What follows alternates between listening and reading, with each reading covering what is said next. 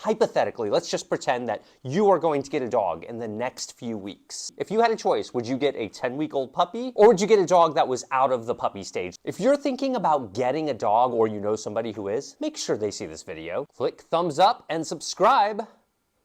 Why would I do a double thumbs up? Doesn't make sense.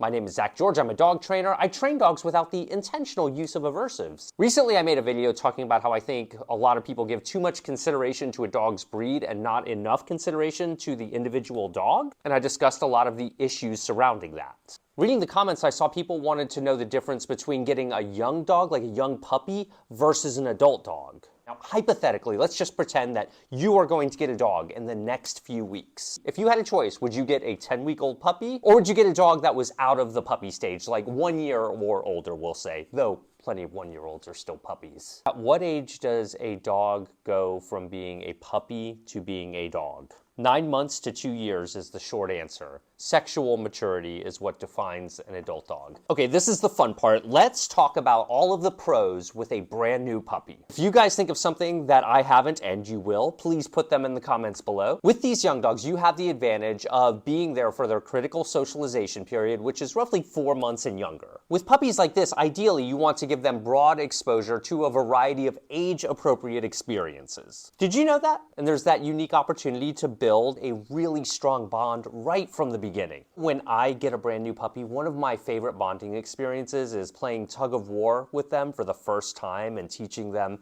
how to play with me. And one could make the case that you have more control over shaping the behaviors that you want to see repeated, as well as preventing undesirable behavior. For example, if you're the type of person to puppy-proof your house, there's a good chance your dog is not going to get in the habit of destructive chewing, because you'll phase in those chewable items to your dog over time. Another advantage too that kind of takes others into consideration would be, imagine a family member who is a little nervous of bigger dogs. For example, you get a puppy Rottweiler and they get to know the dog from a puppy, and as they get to know the dog, before you know it, the dog is this big and no one's scared of the dog. And typically we're not going to see concerning aggressive behavior in young puppies. We don't typically see that till adolescence, which might be between 6 and 18 months of age, maybe 2 years of age. So from that perspective, it can make introductions easier with existing pets. If you have a really specific need, maybe a working dog or a competition dog of some kind, and you're trying to maximize their career lifespan, a younger dog might be more ideal. And some people might say that puppies have a greater ability to adapt to their environments, and that's probably because they have no comparison, so you're in a position to really establish their routine. And even though puppies do have a lot of energy, if you know how to harness that energy and direct it into productive activities that give them that safe, natural outlet to experiment and interact with the world, that might be a little bit easier to do with a puppy. Or it might not, as we'll get into in a second. Let's talk about some of the downsides as I see it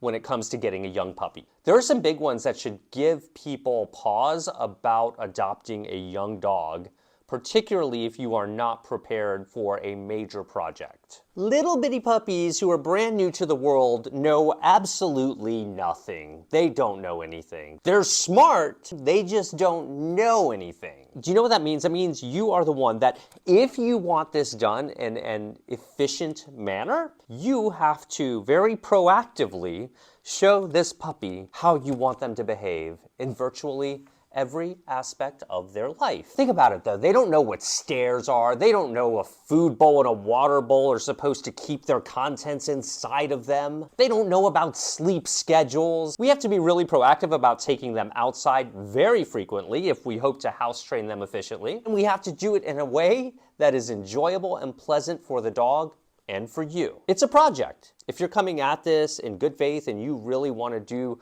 the best you can with this dog, then understand it takes significant effort. And you have a duty to socialize your dog to the world they'll be living in over their next lifetime. And then there's that raw puppy energy, which, as we discussed before, can be harnessed into productive activities, but then there are many people out there who don't really want to take on all of this untamed puppy energy. And it's important to be honest with yourself. Do you think you can handle that? Because it takes a minute to build some initial communication with them. Let me just say it this way, the first year of life is greatly underestimated in terms of effort required from you by a solid portion of the population. I'm getting exhausted thinking about this. For those of you who are knee-deep in raising a puppy right now in that first year, tell me on a scale of 1 to 10 how overwhelmed you are, with 10 being extremely overwhelmed. Now let's talk about some of the advantages of training older dogs, which I guess as we're defining it, 10 months and older. We could literally be talking about a dog that's 10 months, 2 years, or 10 years old. There's a really good chance that a lot of these dogs have had some at least very basic training, like sit, stay for your food, things like that, and they've likely experienced a lot more socialization, which just means exposure to